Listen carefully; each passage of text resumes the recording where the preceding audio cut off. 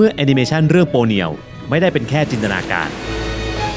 แต่รับแรงบันดาลใจมาจากสถานที่จริงและมันคือเมืองท่าเล็กๆในญี่ปุ่นที่เหมือนว่าเวลาจะเดินช้าลงวายดีมากคนแบบว่ามาชิวๆนั่งเล่นพาลูกมาพาหมาเดินเล่นเต็มเลยคลาสสิกซะจนผู้ก่อตั้งสตูดิโอจิบิหลงรักถึงขนาดที่ว่าย้ายมาใช้ชีวิตอยู่ที่นี่เป็นเดือนๆเพื่อวาดเมืองนี้ขึ้นมาใหม่โอ้เข้าใจอาจารย์มิยาสกิแล้วเขาบอกว่านั่งอยู่อย่างนี้ทั้งวันและถ้านั่งเรือออกมาจากฝั่งเพียงแค่5นาทีเราจะเจอกับเกาะหนึ่งครับที่ธรรมชาติยังคงเหมือนเดิมตลอดมาหลายร้อยปีและยังมีสิ่งที่ไม่ได้หาดูได้ง่ายๆที่ไหนอีกด้วยนะและที่นี่ก็คือโทโมโนะอุระจังหวัดฮิโรชิมะแห่งประเทศญี่ปุ่น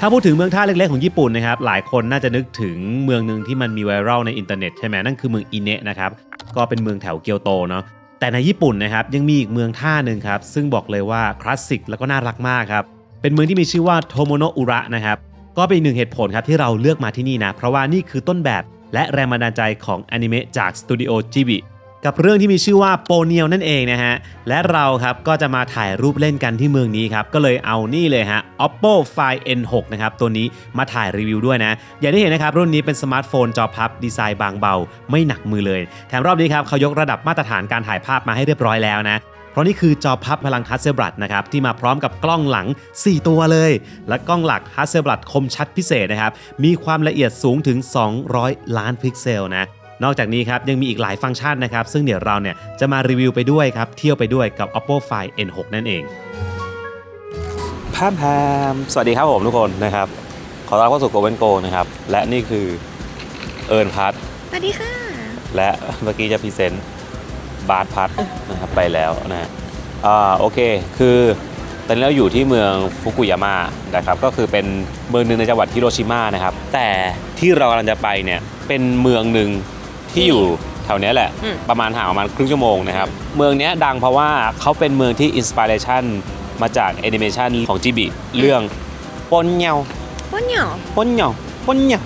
ปนเหยวเฮ้ยร้องเพลงเลยด้วยจริงๆแล้วเพิ่งให้เอิญดูเมื่อวานนะครับก่อนไปจะได้เพื่อความอิ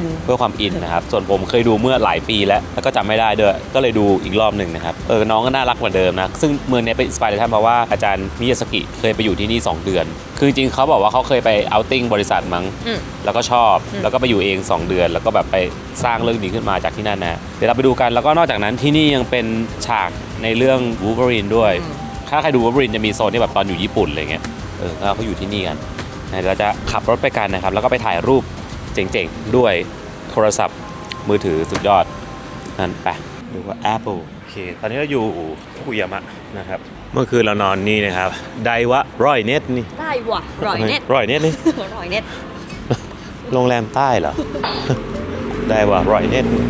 เดี๋ยวขับรถไปกันเราเช่ารถไว้ฮะไปเอารถกันสรุปสัญลักษณ์ของเมืองนี้คือกุหลาบนะครับที่เราเห็นนี่คือดอกกุหลาบตอนแรกนึกว่าเป็นลูกพีชใช่คือกุหลาบมีมัสคอตด้วยอันนี้ฝึกซ้อมไปไฮร็อกสปีน่านะคะใช่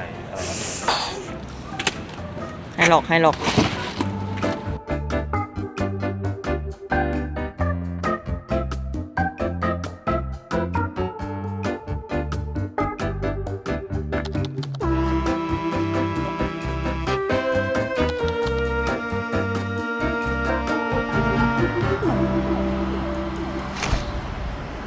ถึงแล้วนะจ๊ะโทโมโนะอุระ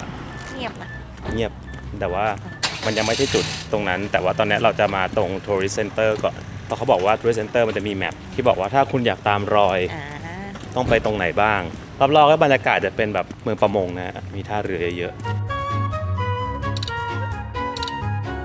โทโมโนะอุระนะครับเป็นเมืองเล็กๆที่อยู่ทางตะวันออกของจังหวัดฮิโรชิมะนั่นเองนะเห็นบรรยากาศเงียบๆชิลๆแบบนี้เชื่อไหมว่าสมัยก่อนน่ะที่นี่เคยเป็นเมืองที่คึกคักสุดๆไปเลยนะคือย้อนกลับไปในยุคที่เขายังใช้เรือสำเภากันอยู่เนี่ยนะครับเรือแทบทุกลำที่แล่นผ่านทะเลแถวนี้จะต้องแวะมาจอดพักที่เมืองนี้กันหมดเลยนะครับเพราะว่าเขาจะมารอจังหวะกระแสน้ำให้มันพอดีฮะถึงจะออกเรือเดินทางต่อได้คือต้องบอกว่าทะเลโซนนี้เนี่ยกระแสน้ำมันมีเปลี่ยนแปลงตลอดเวลานะครับก็เลยต้องแบบดูช่วงนิดนึงเนาะแต่เมื่อเวลาผ่านไปนะครับในยุคที่เริ่มมีเรือยนต์เข้ามาครับเมืองนี้ก็ค่อยๆลดความสำคัญลงครับกลายเป็นเมืองเงียบๆอย่างที่เราเห็นกันตอนนี้เนี่ยแหละ แต่ความเจ๋งคือพอเมืองมันไม่ได้ถูกพัฒนาอะไรเยอะนะครับมันก็เลยกลายเป็นเมืองเดียวในญี่ปุ่นครับที่ยังคงสภาพเมืองท่าตั้งแต่ยุคเอโดะเอาไว้ได้เกือบ 100% นะแถมตั้งแต่ปี 1934 ครับเมืองนี้ยังถูกรวมให้เป็นส่วนหนึ่งของอุทยานแห่งชาติเซโตะไนไก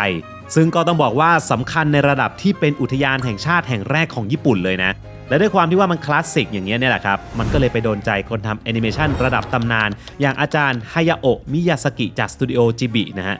ใครที่เคยดูเรื่องโปเนียวนะครับฉากหลังของเรื่องครับคือเมืองนี้เลยครับโดยจุดเริ่มต้นนะครับคืออาจารย์แกเนี่ยอินกับเมืองนี้มากครับถึงขั้นเช่าบ้านอยู่ที่นี่ตั้ง2 เดือนเต็มๆเลยนะเพื่อเก็บข้อมูลไปวาดแอนิเมชันเรื่องนี้ครับแล้วก็ไม่ได้มีแค่ฝั่งญี่ปุ่นนะแต่ว่ากองถ่ายฮอลลีวูดอย่างเรื่อง The Wolverine นะครับในปี 2013 เนี่ยก็เคยยกกองมาถ่ายทำที่นี่เหมือนกันนะซึ่งในหนังเนี่ยนะครับเขาจะบอกว่าโลแกนเนี่ยเดินทางไปแถวนางาซากิครับแต่โลเคชั่นจริงครับเขาถ่ายทำกันที่โทโมโนะอุระนี่แหละครับนี่แหละครับโทโมเทสึนี่มีแมปอยู่ตรงนี้นี่ก็คือแมปท่องเที่ยวของที่นี่นะฮะนี่โปเนียวเต็มเลยนี่ฮะโปเนียวอันนี้แมปสำหรับตามรอยโปเนียวโดยเฉพาะมีแบบเป็นโลเคชั่นเลยอะ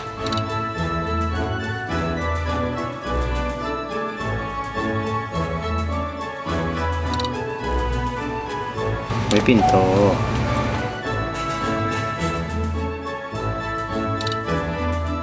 นี่มีตอนฮิวจ์แจ็คแมนมาด้วยนะครับนี่ที่มาถ่ายที่นี่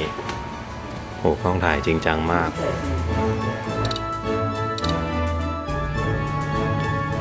โอเคกลับมาเปลี่ยนชุดฮะเพราะอะไรรู้ไหมร้อนคือชุดเมื่อกี้มันเป็นแบบเสื้อกันหนาวแบบหนาๆนี่ก็เลยเปลี่ยนเป็นบางๆนะฮะเพราะว่าอากาศไม่ได้หนาวแล้วนะครับมีแดดแหละสมก็อยู่ริมทะเลวู้ฮู้นะฮะผมพร้อมจะออกไปตามรอยโปเนียวโปเนียวโปเนียวโปเนียวโปเนียวโปคนไม่ได้ดูงงนะไปฮะสงบมากเงียบมากจริงๆนะจ๊ะเหมือนจะมีศาลเจ้าอยู่บนเกาะนะฮะอยู่กลางน้ำเปิดในแมปดูเมื่อกี้ชื่อเกาะว่าเบนเทนแล้วก็อยู่กลางน้ำเลยแล้วก็มีไปสร้างศาลเจ้าไว้ครับคือถ้าจะไปคือเรือเท่านั้นหรือว่ามีช่วงน้ำลงไม่รู้เหมือนกันเงียบมากครับเหมือนแบบชนบทของจริงคือเงียบไม่ได้แปลว่าไม่มีคนนะครับมีคนแต่แค่มันสงบ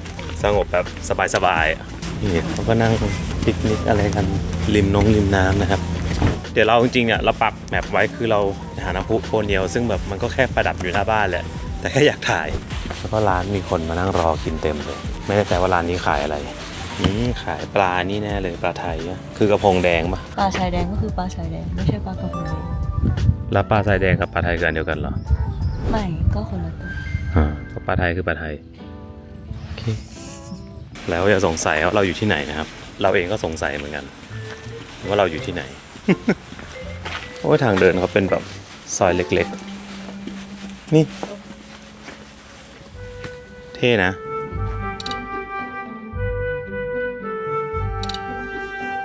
นี่คือในซอยนี้มีโรงแรมนะครับเป็นแบบบ้านเก่าชิโอมาชิโฮเทลมีห้องน้ำสาธารณะเยอะจังข้างหน้าคือร้านชื่อมิโยชิทางไหนต่อร้านอาหารเยอะนะ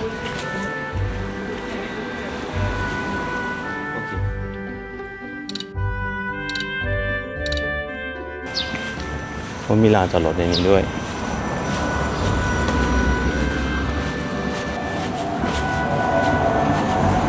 นี่ไงป้อนอย่าป้อนอยู่ไม่ได้พ่นน้ำ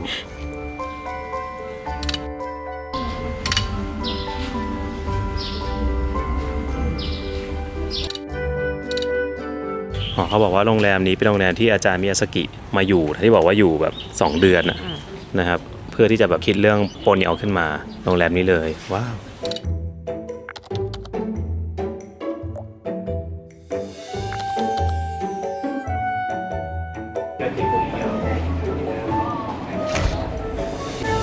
อันนี้เป็น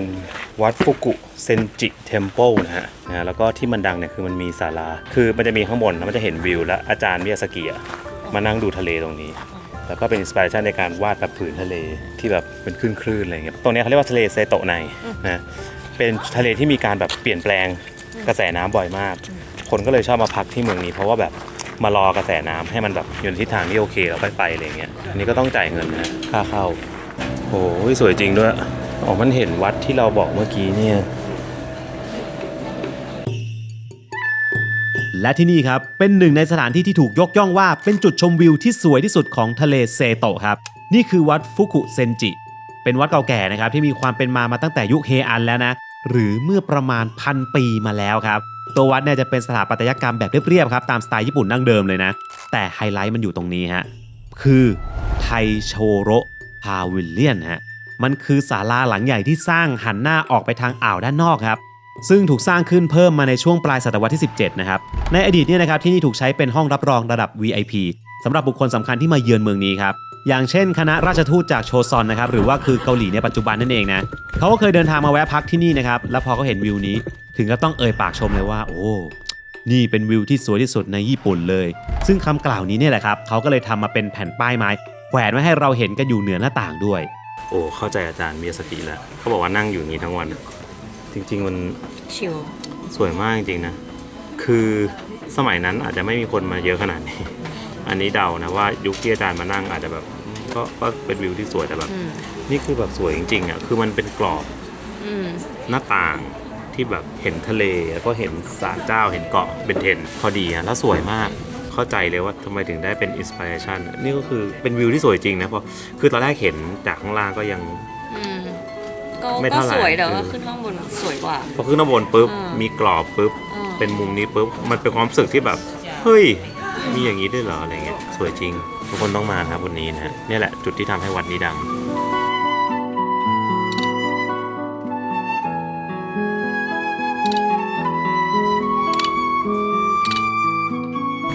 เขามีเรือท่องเที่ยวด้วยฮะลำใหญ่มากไปแล้วเท่อะเรือสีดำ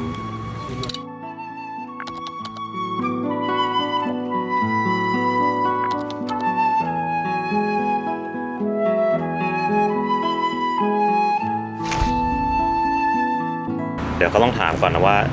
ปิดหรือยังソールドアウトソールドアウトソールドアウトだから OK なのは見つけたい月に大丈夫なのは OK เหลือแค่นี้คุณน้านะครับมารับแขกบอกว่าโซเอาเมนูมีอยู่ประมาณ6 ถึง 7นะฮะโซเอาไปแล้วประมาณ4เราอยู่ร้านที่เขาแนะนำเลยว่าใช่เพราะว่าร้านนี้ขายปลาไทยหมดเลยแต่ว่าอันเมื่อกี้ที่เมนูที่เราเลือกก็คือเป็นปลามาไดก็คือเป็นหนึ่งในปลาที่พรีเมียมในตระกูลปลาไทยใช่แต่ว่าเราสั่งเป็นซาซิมิข้าวเลยแต่คืออันที่ดังมันจะเป็นแบบข้าวหม้อหมดแล้วซึ่งร้านปิดบ่าย 2นะคะตอนนี้เราเข้ามาบ่าย 1:37เดี๋ยวลองดูอย่างน้อยไม่ใช่ข้าวอบแต่ก็เป็นปลาขึ้นชื่อ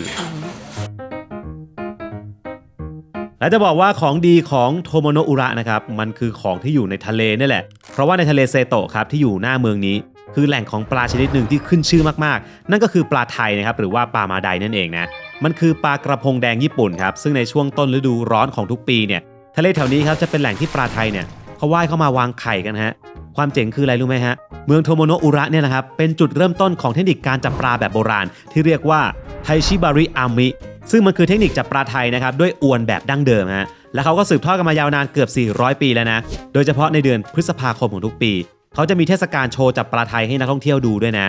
มันเป็นงานที่ทีมเรือประมงเนี่ยต้องร่วมกันไล่จับปลาด้วยอวนใหญ่ๆนะฮะเพราะฉะนั้นถ้าใครมาเที่ยวเมืองนี้เมนูปลาไทยคือสิ่งที่ต้องมาลองกินครับเครื่องเคียงคืออะไรนี่บุกเหรอสาหร่ายอันนี้ก็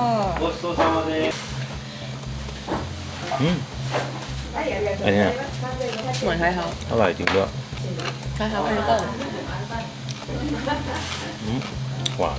ปลาหน้าตาเป็นอย่างนี้นะแล้วปลาต้องโชยุป่ะแต่ร้านนี้เขาเป็นร้านดังแบบออริจินอลป่ะคือจะมีความเป็นแบบบ้านๆเลยโลคอลมากๆเราเป็นลูกค้าโต๊ะสุดท้ายที่เขารับด้วยป่ะเมื่อกี้มีคนจะเข้ามาปิดเนื้อมันกรุบๆคือคำแรกจะกัดยากนิดนึงแต่ว่าอร่อยเด้งมาก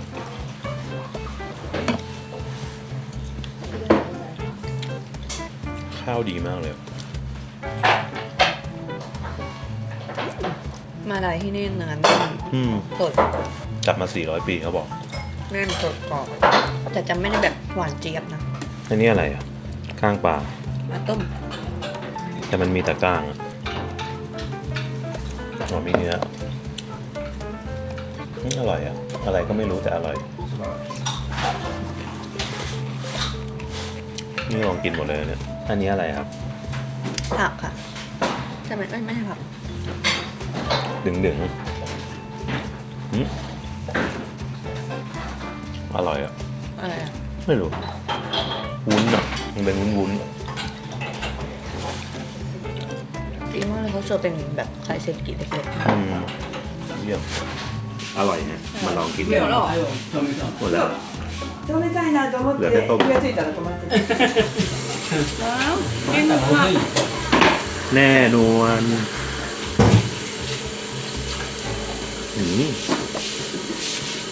ต้มหวานเจี๊ยบร้านไม่เหลือใครแล้วเหลือแค่เราอร่อยไหม タイの YouTuber เดี๋ยว なんだろう見たいねเขามาถามว่าเป็นยูทูบเบอร์เหรอ タイの YouTuber だった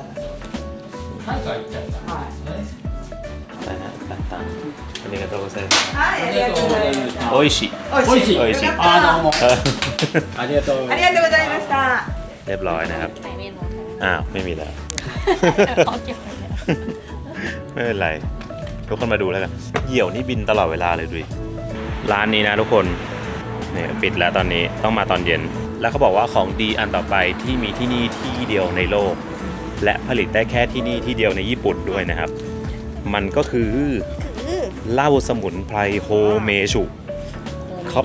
คือเขาว่าคำนิยามว่ามันเป็นแบบเหมือนยาอายุวัฒนะ เพราะว่ามันเอาของ เขาหยิบของคนนี้ไป ใช่ เนี่ยมันโฉบ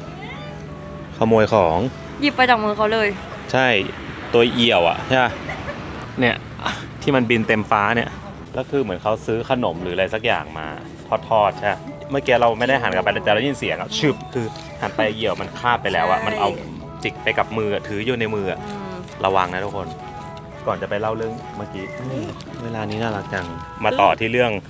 เหล้าสมุนไพรโฮเมชุนะครับสมัยก่อนเขาบอกว่าสมุไรโชกุนเนี่ยชอบดื่มเพื่อแบบบำรุงกำลังแล้วก็ผลิตได้แค่เมืองนี้เมืองเดียวในญี่ปุ่นนะครับ เดี๋ยวเราคงชิมไปเฉยๆนะ มันจะมี4ร้านเก่าแก่ ใช่เขาบอกว่าเป็นแต่ว่าหนึ่งในนั้นคืออยู่ตรงหน้าเราเลยแล้วก็เลยเอาร้านนี้เลย แต่ว่าประเด็นเลยคือมันจะมีทำเป็นแบบซอฟต์เสิร์ฟด้วยไ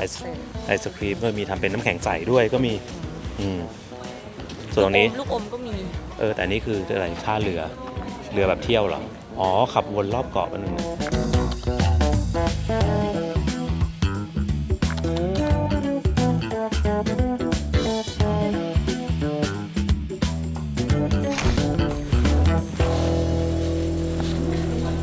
คนละ240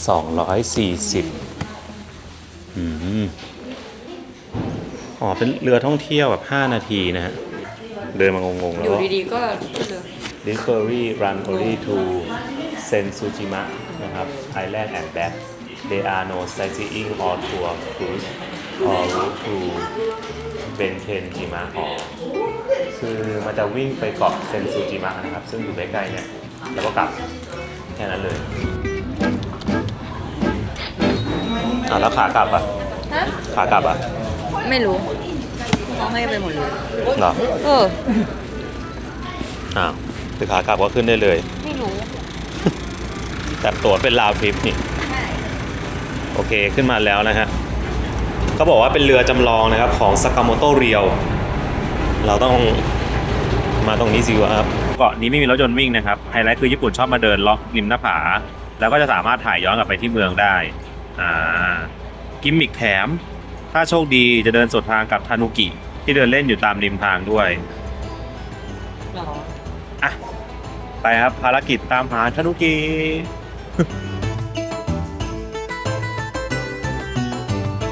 และรู้ไหมครับว่าเราไม่จำเป็นต้องเที่ยวแค่ในเมืองเท่านั้นนะครับเราสามารถนั่งเรือจากชายฝั่งครับข้ามมายังเกาะหนึ่งได้ใช้เวลาแค่5นาทีซึ่งต้องสารภาพตามตรงก่อนนะครับว่าที่นี่ไม่ได้อยู่ในแพลนเราตั้งแต่แรกนะแต่ผมตกใจเพราะว่าเห็นเรือเป็นสีดำๆเหมือนเรือโจรสลัดอะไรแบบนี้ก็เลยสงสัยครับว่าเขาล่องเรือไปไหนกัน และก็มาค้นพบว่าที่นี่มีชื่อว่าเซนซุยจิมะนะครับหรือว่าเกาะเซนซุยนั่นเองนะจริงๆแล้วครับจะเรียกว่าเป็นเกาะร้างก็ได้นะครับเพราะมันเป็นเกาะที่ไม่มีคนอาศัยอยู่ถาวรเลยนอกจากโรงแรมแห่งเดียวที่ตั้งอยู่บนเกาะนะครับซึ่งชื่อของเกาะนี้เนี่ยนะครับมีความหมายว่าเกาะที่สวยจนแม้แต่ฤาษีก็ยังหลงใหลฮะซึ่งมันก็มาจากจุดเด่นเรื่องธรรมชาตินี่แหละคนก็เลยนิยมมาเดินป่านะครับกางเต็นท์หรือว่าจะลองมาพักในโรงแรมบนเกาะดูก็ได้ฮะแต่จะมีไฮไลท์อยู่แถวแบบเขาเรียกว่าเป็นเนินหิน5สีที่เรียกว่าโกชิกิอิวะนะครับมันเกิดจากเท่าฐานที่แข็งตัวจากการปะทุของภูเขาไฟส่วนอีกหนึ่งกิมมิคที่หลายคนอาจจะยังไม่รู้ครับคือเรือที่เราใช้นั่งข้ามฟากกันมาเนี่ยนะครับมันมีชื่อว่าเฮเซ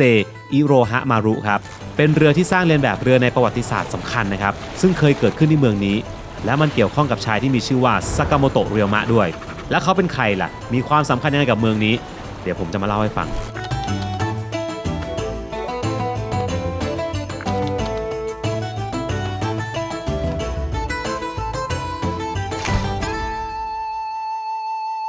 บายบายไปแล้วเราก็ ถึงแล้ว มาอยู่นี่ได้ไงวะงงๆนะครับอ่ะไปครับเราจะอยู่แค่ประมาณ20นาทีคือเรือมารอบต่อไปเรากลับเลยเพราะว่านอกโปรแกรมแต่เผื่อเราฟลุกเจอน้องทานุกิ เจอไหม ฮะไม่เจอหรอกไม่เจอง่ายก็เจอทุกคนแล้วแต่เกาะมันใหญ่นะคือคนบางคนเขาเตรียมไม้มาเดินไฮกิ้งเลยเนี่ยมันแบบโหมันเดินรูทยาวมากมีให้เข้าช่องเอาเหรียญมาวางกันใช่แต่ถ้าเราไม่มีตังค์ หรอ นี่แหละคือทางรอดใช่รวมๆกันก็หลายอยู่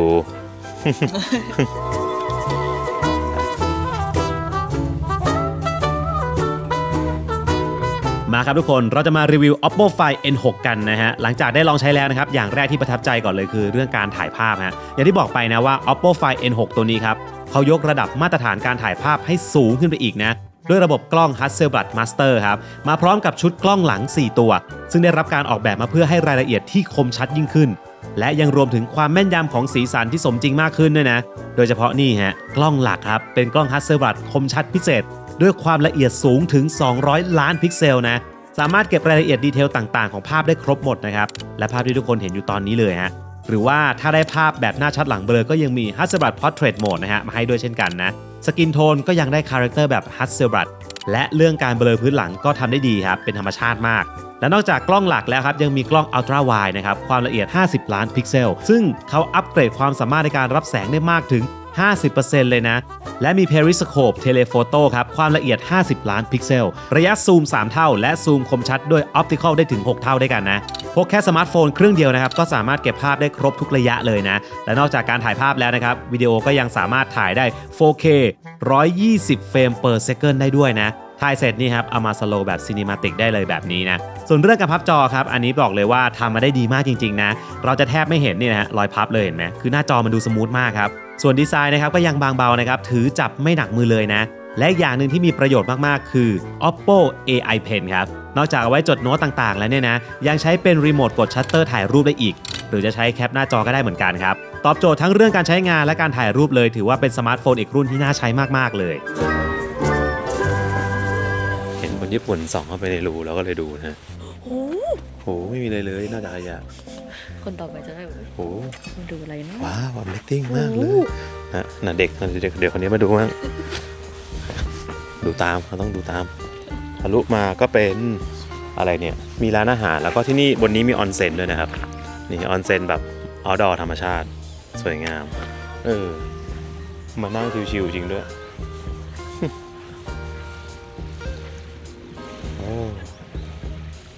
เรือมันเป็นรอบแบบว่าบ่ายโมง10บ่ายโมงครึ่งบ่ายโมง50ใช่ไหมฮะเนี่ยแป๊บเดียวเรือมาแล้วเดี๋ยวกลับไปขึ้นเรือกันเพราะเก็บตั๋วแค่ขามาขากลับขึ้นได้เลยคงไม่มีคนอื่นมาเนาะบนเกาะเนี่ยก็คงแบบว่าต้องเฉพาะเรือลำนี้แหละอะไรเงี้ย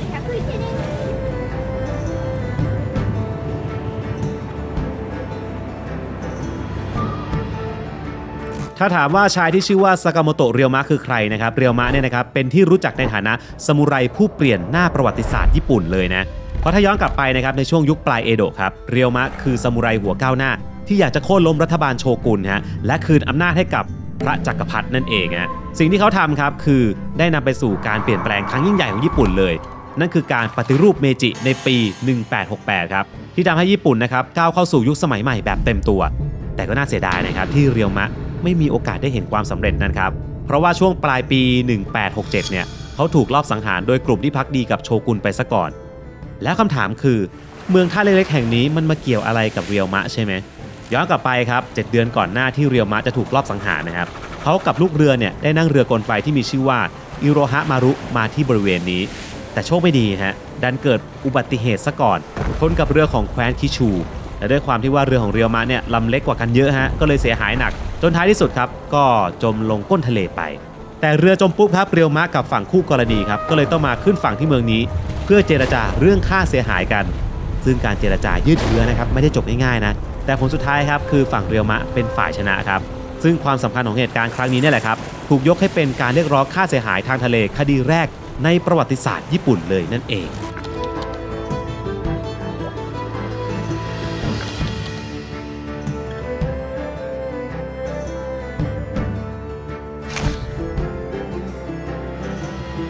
เรามาตรงป้ายนี้นะฮะโทโมโนะอุระ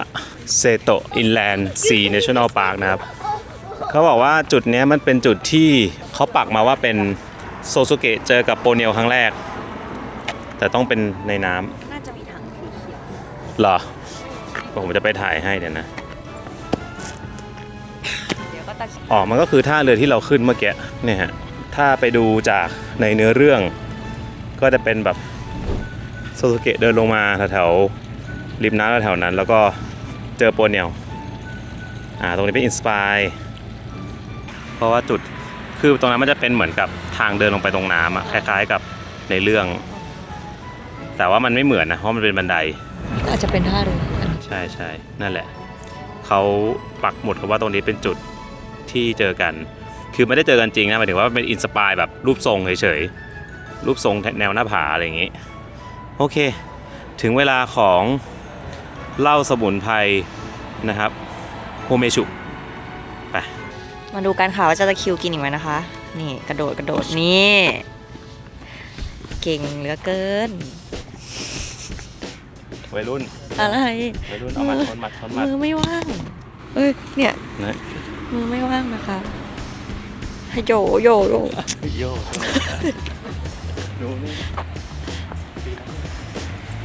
นี่ตะคริวกินแน่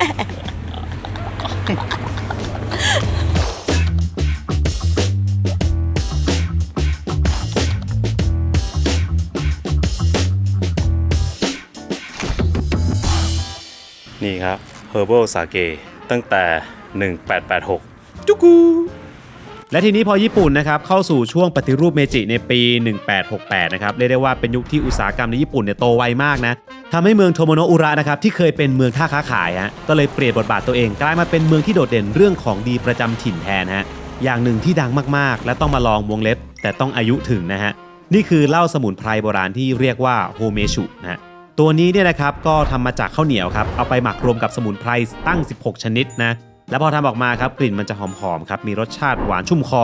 และจริงๆแล้วนะครับโฮเมชุเนี่ยเขาฮิตมาตั้งแต่สมัยเอโดะแล้วนะคนที่คิดค้นสูตรขึ้นก็คือหมอแผนจีนครับที่อยู่ที่เมืองนี้นี่แหละเขาทำขึ้นมาเพราะว่าคนสมัยก่อนเชื่อกันว่าเป็นเหมือนยาอายุวัฒนะครับดื่มแล้วช่วยบำรุงร่างกายได้ดีมากๆพวกกะลาสีเรือกับพ่อค้าจะนิยมดื่มกันนะซึ่งถ้าใครอยากลองรสชาติแบบออริจินอลนะครับลองมาที่นี่เลยครับปัจจุบันครับยังมีโรงกลั่นนะครับที่ทำสูตรดั้งเดิมเหลืออยู่ในเมืองครับแค่ไม่กี่ที่แล้วนะแต่ว่าเราสามารถไปตามรอยได้และเราก็เลือกมาที่ร้านนี้ฮะ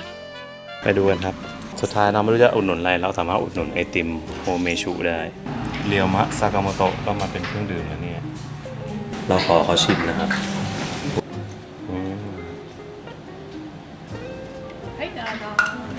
มันเหมือนซีอิ๊ว อืมนี่แหละ เหมือนจี๊บใส่น้ำแข็งแบบ on the rock อือหือ ปกติก็คือแบบว่าใส่ในชาหรือกาแฟหรือว่าผสมกับนมก็ได้ ก็คือจะช่วยให้หลับได้ดีขึ้น แล้วก็รู้สึกมีแรงมีพลัง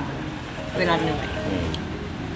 เมื่อไหวกินเมื่อไหว ทำไมอ่ะ แต่ว่ามันหวานนะ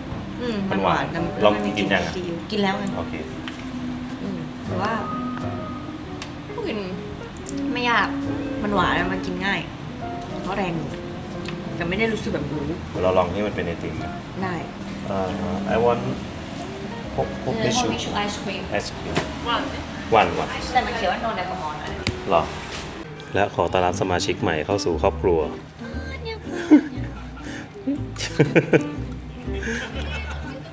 นี่ แล้วก็กินไอศครีมโฮเมชูนี่ก็ตัวใจมาไปเดี๋ยวออกไปถ่ายรูปข้างนอกกัน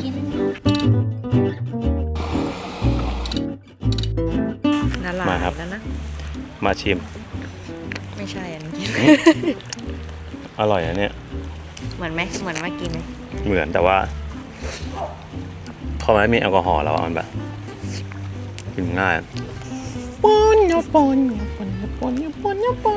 เดี๋ยวจะได้ข้าวแกงแล้ว นี่ ใช่แต่ถือไว้ก่อน วันนี้ทำงานกันปนโดกชิมเดียว ละลายหมดละ อืม อืม เนาะ มี เหมือน ก อะไร ลิ่นเหมือนซินนามอนนิดนึง ใช่มีความสมุนไพรเล็กๆ ไม่ได้แบบ ไม่ได้สมุนไพรแบบขมๆอ่ะ มีความซินนามอน นั่นแหละ มีวานิลลานิดนึง ใช่อร่อยลองกินได้ฮะเราจะเดินออกไปตรงนู้นนะที่มันยื่นออกไปเขาจะถ่ายย้อนกลับมาให้เห็นเมือง แล้วก็ค่อยเดินไปแถวโซนนี้เพราะว่าโซนนี้ร้านเยอะแล้วก็จะมีตรงประภาคารตรงนั้นเป็นจุดไฮไลท์ที่คนจะชอบไปยืนกันไปที่จริงมันเป็นจุดที่นักท่องเที่ยวไม่ค่อยเดินมานะครับแต่ผมเดินมาเองจากการสังเกต Google Map เพราะว่าเดาว่ามันจะถ่ายย้อนกลับมาเมืองได้ โดยที่ไม่ต้องนั่งเรือหรือใช้โดรนบินปลายทางมีศาลเจ้าจิ้งจอกด้วยก็ถ่ายย้อนกลับไปที่เมืองนะฮะไม่เห็นจริงด้วย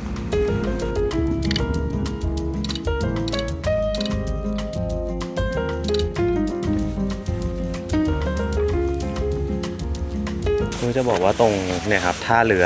วายดีมาก คนแบบว่ามาชิวๆนั่งเล่นพาลูกมาพาหมามาเดินเล่นเต็มเลยนี่เด็กเล่นโป๊ะเหนียวแบบเห็นปลาในน้ำอะร้านไอติมข้างหน้าเราคนเยอะๆแต่ละ แล้วก็มานั่งกินชมวิว ว่ะมันก็ดีนะ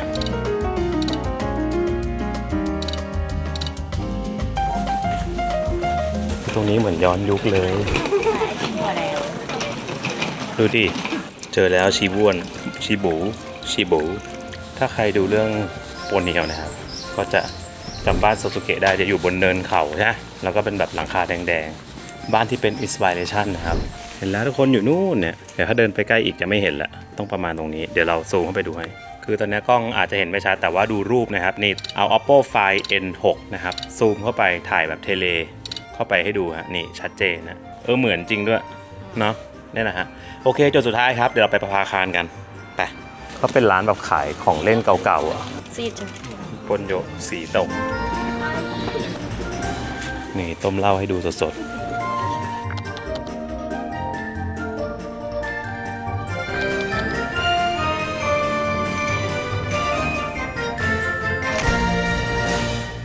ถึงแล้วนะฮะนี่คือประภาคารหินโจยาโตะนะฮะคือเขาบอกว่านี่เป็นประภาคารแบบที่สูงที่สุดในญี่ปุ่นที่เป็นแบบหินยุคเอโดะที่ยังหลงเหลืออยู่ที่เดียวเลยนะฮะ และถ้าพูดถึงสิ่งก่อสร้างตั้งแต่สมัยเอโดะนะครับที่เป็นไฮไลท์ของเมืองนี้ครับก็คือตรงนี้เนี่ยแหละครับประภาคารหินโจยาโตะที่นี่สร้างขึ้นมาตั้งแต่ช่วงปลายยุคเอโดะนะถ้านับความสูงนะครับรวมจากฐานเนี่ยจะสูงประมาณ10เมตรและปกติเวลาเราพูดถึงประภาคารเนี่ยครับภาพในหัวก็มักจะเป็นแบบหอคอยสูงๆใช่ไหมให้คนขึ้นไปเดินได้ใช่ไหมครับแต่อันนี้ครับหน้าตามันจะเหมือนกับโคมไฟหินใหญ่ๆมากกว่าแต่ฟังก์ชันการทำงานของมันเนี่ยเหมือนประภาคารนั่นแหละคือเปิดให้แสงสว่างเพื่อนำทางให้เรือเนี่ยมองเห็นได้ในตอนกลางคืนครับโดยคนสมัยก่อนนะครับเขาจะต้องใช้น้ำมันมาจุดไฟเพื่อให้มันส่องสว่างอยู่ตลอดเวลาแต่ปัจจุบันเนี่ยถือว่าเป็นประภาคารยุคเอโดะที่ใหญ่ที่สุดที่ยังคงหลงเหลืออยู่ในญี่ปุ่นนะและมันก็ตั้งอยู่ตรงนี้มาเกือบ170ปีแล้วกลายเป็นแลนด์มาร์คที่ใครมาก็ต้องมาถ่ายรูปครับแม้จะไม่รู้ประวัติก็ตามแล้วก็เนี่ยครับตรงบริเวณนี้ท่าเรือรอบๆนี้นะครับก็เป็นจุดที่ใช้ถ่ายหนังเรื่อง The Wolverine ด้วยแล้วก็เป็นอินสปิเรชันของโปเนียวด้วยโปเนียวแล้วก็เหมือนที่นี่จะเป็น Exhibition House of Irohamaru ก็คือ Sakamoto Ryoma ใช่ไหมนะใช่นี่ไงเขาเคยเล่าเรื่องเหตุการณ์เรือชนกันนี่มันรวมสุดยอดแมสคอตโดราเอมอนพิคาชูและโปเนียว อยู่ในเซตเดียวกัน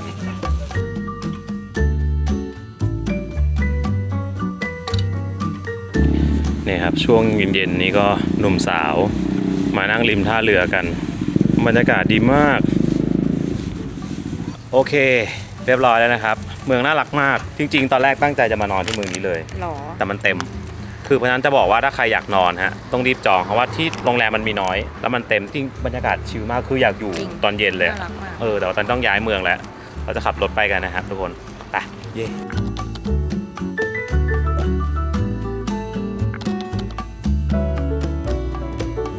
เรียบร้อยแล้วครับเช้าวันใหม่แล้วนะครับหลังจากเรากลับมาจากเมืองโทโมโนะอุระนะครับพร้อมนี่ครับน้องโปเนียวเอาน้องกลับมาด้วยครับก็ต้องบอกว่าน่ารักมากนะนี่คือเมืองที่แบบหลายๆ คนมาตามรอยแอนิเมชันของจิบิเรื่องนี้นะฮะแล้วก็เป็นเมืองที่อาจารย์มิยาสกินะเขาก็มาอยู่แบบเป็นเดือนเลยนะเพื่ออินสปิเรชันในการสร้างเรื่องนี้นะครับหลายจุดมีน้องโปเนียวเต็มไปหมดเลยหรือบางคนเรียกป้นหยกอะไรอย่างเงี้ยต้องบอกว่าตอนแรกเราเข้าใจว่าแบบมาเมืองเนี่ยแค่แวะมาตามรอยเที่ยวๆแป๊บๆก็กลับใช่ไหมปรากฏว่าเราอยู่ทั้งวันนะเพราะมันมีอะไรทำนะแล้วก็แบบเมืองมันไวบ์ดีมากครับเหมาะแก่การแบบมานอนสักคืนหนึ่งนะไม่รู้นะใครชอบความสงบนะฮะก็ลองมานอนได้นะครับแล้วก็อย่างที่เห็นนะครับทุกคนนี่ฮะทริปนี้นะครับเราใช้ Oppo Find N6 นะครับมาลองใช้ในทริปนี้ด้วยนะครับเป็นสมาร์ทโฟนจอพับพลัง Hasselblad นะครับเรื่องการถ่ายภาพเนี่ยเขาจัดเต็มมาให้เลยนะครับด้วยกล้องหลังเนี่ยถึง4ตัวนะแล้วก็กล้องหลัก Hasselblad 200 ล้านพิกเซลนะครับแถมยังมี Oppo AI Pen นะครับมาให้ใช้ด้วยนะครับรอบนี้แล้วก็ที่สำคัญเลยครับมันเป็นจอพับที่มีปากกาด้วยแล้วมันเหมือนกับเราแบบมีแท็บเล็ตอะนึกออกไหมมีแบบกลางเสร็จปุ๊บทำนู่นทำนี่ได้นะครับก็สามารถพกใส่กระเป๋าไปได้ด้วยทุกที่นะครับใครสนใจนะครับ Oppo Find N6 ตัวนี้นะครับสามารถไปดูของจริงในที่ช็อปของ Oppo ทุกสาขาได้แล้วตอนนี้นะฮะก็ไปหาเลยครับสวยมากครับแล้วถ่ายรูปออกมาอย่างที่ทุกคนเห็นครับว่ามันถ่ายรูปสวยจริงส่วนใครครับชอบคลิปนี้นะครับอย่าลืมกดไลค์กดแชร์กดนี่ และตอนนี้นะครับถ้าใครกำลังดูใน YouTube อยู่นะครับเรามี Membership นะครับเปิดให้ทุกคนเนี่ยเข้ามาสมัครกันแล้วนะเดือนละประมาณ80 บาทครับคุณจะได้รับเป็นอีโมจิพิเศษที่ใช้ได้เฉพาะสมาชิกและมี Loyalty Badge นะครับซึ่งเป็นชาวบ้านวิลสันนะครับซึ่งแต่ละอันนะครับจะไม่เหมือนกันนะก็จะบอกว่าคุณเป็นผู้สนับสนุนเรามาแล้วกี่เดือนนะครับและเดี๋ยวในอนาคตครับเราอาจจะมีคอนเทนต์พิเศษนะครับสำหรับ Member ด้วยครับก็รอติดตามกันนะเพราะฉะนั้นนะครับใครอยากสนับสนุนเรากับทีมงานครับไปกดสมัครเลย